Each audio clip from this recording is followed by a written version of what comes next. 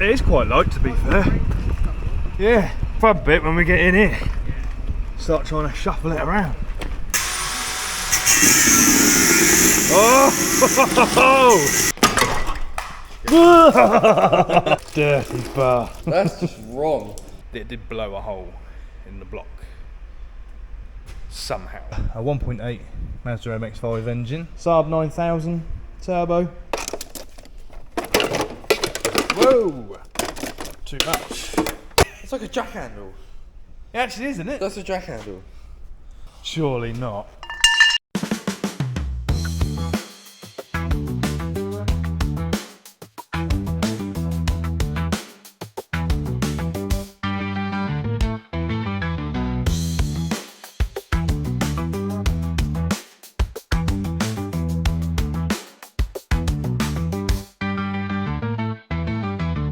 Welcome back to the channel. It's time, like we said in last week's video, Jensen engine conversion. Mazda MX5 1.8 engine with a Saab turbo. I think there's some customised bits on it.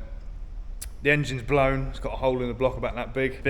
You'll probably see it in the back of the videos for a while. We've got an engine on a pallet over there, ready to go in. So if you fancy seeing any of that, I don't know if it'll be one video or a couple of different video parts, stick around and let's get into it.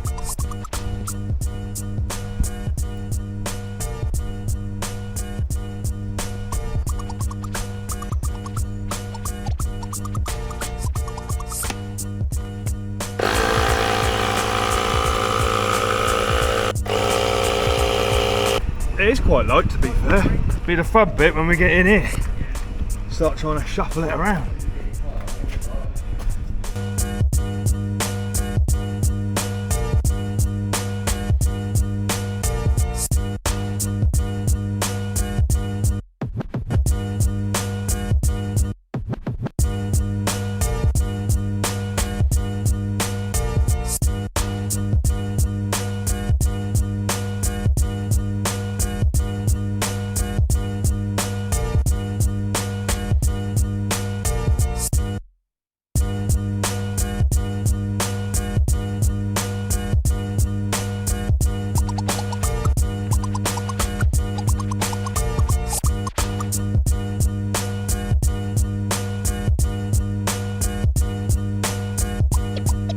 And there it is.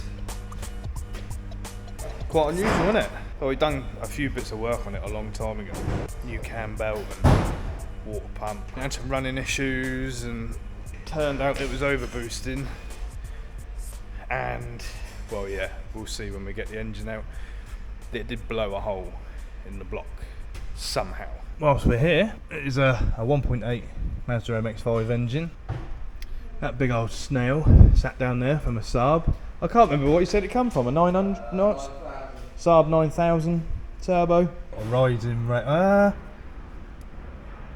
don't know actually, I thought that was supposed to be a rising rate fuel pressure regulator. One thing it has got, we'll have a look when it's in the air, is that exhaust is from a, I don't know what era, Corvette coming through. You'll see it when it's in the air, it's quite a big exhaust. Our task is to get this engine out and swap all the turbocharged bits, and there are some issues, like I think the oil drain for the turbo was leaking before. I don't think there's any wiring issues. A couple of custom things that the person who done the conversion did, and they weren't quite up to spec, so to speak. So we've got to swap all them bits over onto that engine there, which is another 1.8 Mazda MX5 engine, obviously. Yeah, I don't know whether we'll get it done, all done in one video. I doubt it. This might be like a couple of part, like mini series on doing this, because there's quite a lot of work involved. So we'll see how we get on. If you fancy any of that, like I said previously, stick around and we'll get into it. Right, I want this to fall into the engine. So there you go. Right. Where have we put it? I don't know. Put it down here for a minute. Light here for a minute. See, that is a whacking great big piece of exhaust, isn't it? All the way into that back box. It could do with a flexi somewhere really, rather than having a solid complete system. See what we could do something with this joint. Get a flexi for it because it's going to put a lot of stress. Yeah, I know. Like 3.5. Next step: drain all the fluids, engine oil, coolant, etc. Before we get stuck into anything else.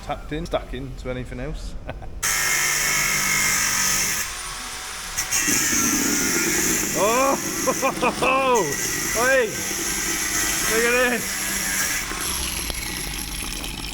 Oh, damn! A lot of water in yours. Oh dear. That's what I've flown through the actual components through the water jacket. Yeah.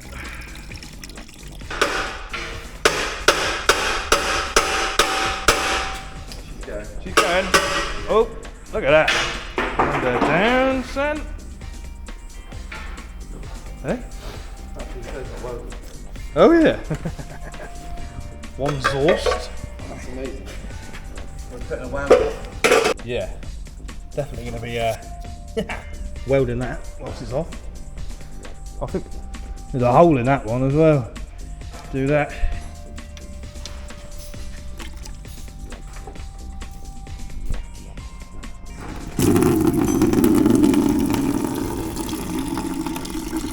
Yeah, like that. One prop.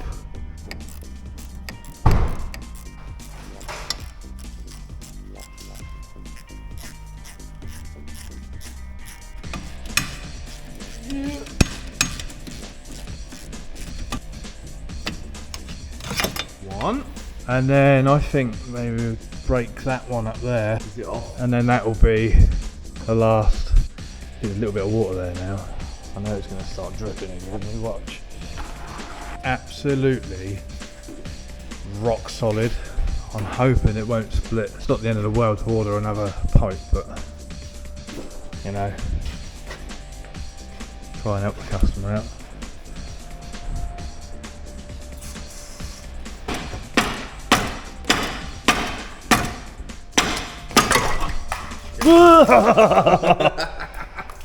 Oh, you dirty bastard. That's just wrong.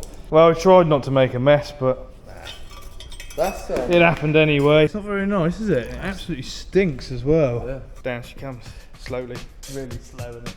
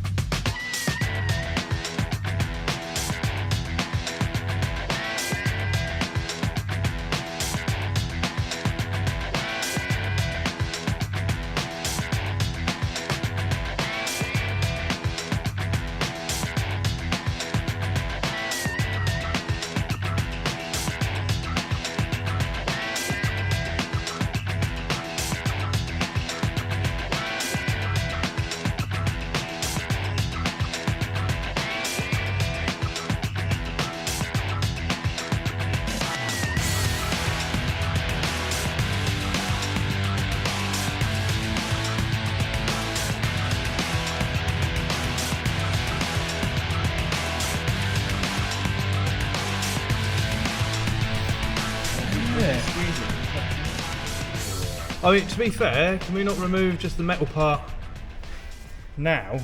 Yeah, that other Jubilee's undone it, so we can slide it off that way. I mean, it would just come off there, wouldn't it?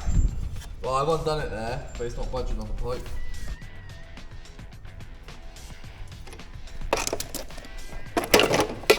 Whoa! Too much. Spinning. Whoa! It's pretty bad, isn't it? Will that clear it? Yeah, come off. There you go. And then that comes out after. It's a bit. You It's like a jack handle.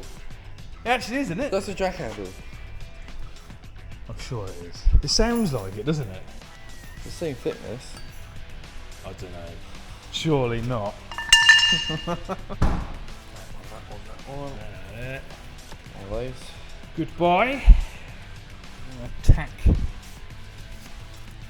getting this wiring out. Take some photos along the way. Yeah. I'm not sure what's been done here, there, or wherever. Like, let's get into that.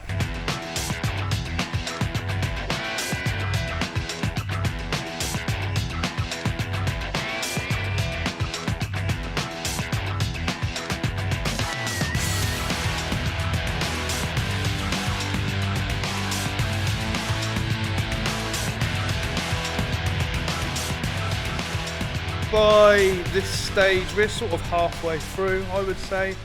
Getting it out the top. Getting it out the top. Getting it out. Quite a few more bits to come off, but not too much. Have some lunch now, and we've got a couple of other little jobs to quickly check, like gearbox, like service on that American truck you've seen here before. Look at the size of the thing. That's a big truck.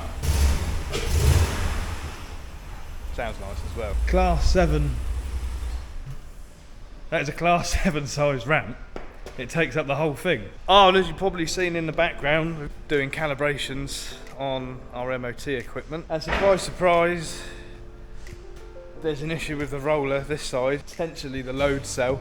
It's not even been used. It's never been used. Weighing like 200 kilos more on this side than that side. So there might be a problem with the load cell. It's never been used. We're like weeks away potentially from being signed off, and now this.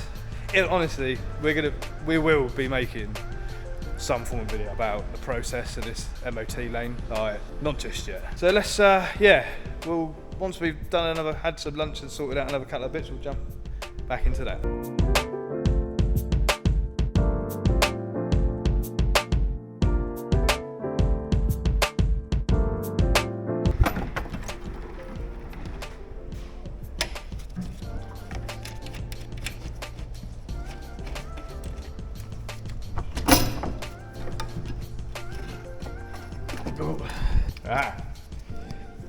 Didn't notice that.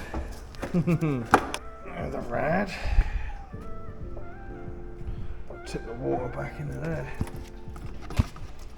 Definitely going to have to drop this anti-roll bar out. But look at all that space. Nearly there. Nearly at the point of lifting it out. Just a few more bits to undo and we'll be there. All the wiring's off. Gone. Oh, actually, tell a lie. See it. There's a few stray wires here that disappear off under there, so I'm gonna have to put this up in the air, sort them out. Right, so there's two of the wires from the top from up there. So that's those two, and that, I think, is the last of the wiring. A couple more pipes from the other side of the engine and we're ready to come out. Happy days. Okay, so this is an issue. Take note of that, right up against there. Still not in the middle. We want that in the middle there. So when we lift it, it's basically trying to lift as evenly as possible. Now, I've already taken the bumper off, still not enough. So all this stuff needs to come off as well. But it's held on, it's like bonded on, there's rivets, all sorts, holding it all on. All around here, under here. So much for basically being at the point of taking the engine out. It took about half an hour to get the bolts out to get the front bumper off, because it's so tucked behind there to take loads of stuff out from the inner arches and stuff like that. But we'll get there. We're there. Centralised, nice. Got a jack in there supporting the gearbox for when you roll it out, and also we're not too sure. We put a jack underneath the diff there, so we don't know when we take that weight out, is it just gonna tip? There's not much to it. So right, let's finally get this engine out. See how this goes. Could go completely wrong. Take some weight.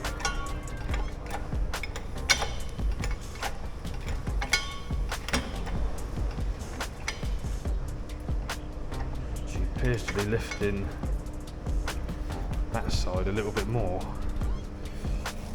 It might just be stuck on the mount, to be fair.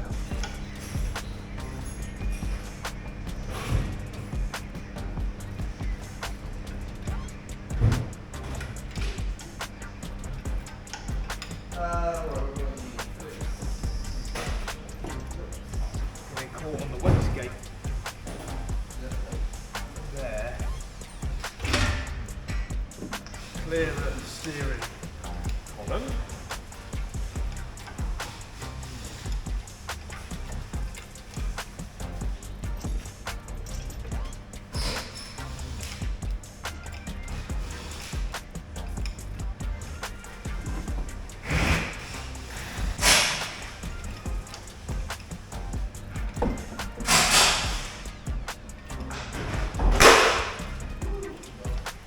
That is good. Do you want me to tilt that as it comes out? Yeah, if you can, that'd be helpful. Oh, and these custom brackets as well.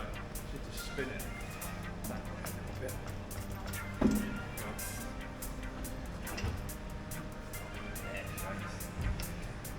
You can hold it like that. Yeah. Good. Next stage. I'll watch that line in the back as well. It's a bar. Yeah. Like doing hurdles, isn't it? Nice. There she comes.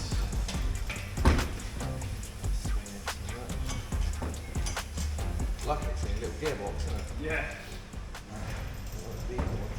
Wow, what a hole. Home Alone. She's out. Wasn't too much of a struggle. The only bit when you struggle a bit was ever to get all that stuff off the front of the car, really. But yeah, she's ready to start tearing down. Not much to it, to be fair. We are going to be removing the sump and having a look at the damage it's actually done. And I'll tell you what we have worked out after thinking about things as to why it blew up. That's what happens when things aren't as they should be. We've got a bit of work out with this. I mean, that turbo oil feed, that needs sorting. The drain from the turbo, it's not in a very good place. There's quite a few little things. I want to get a gauge for this as well so we know what fuel pressure is going through it. And we can adjust the settings properly. Even that there. That water line for the oil cooler.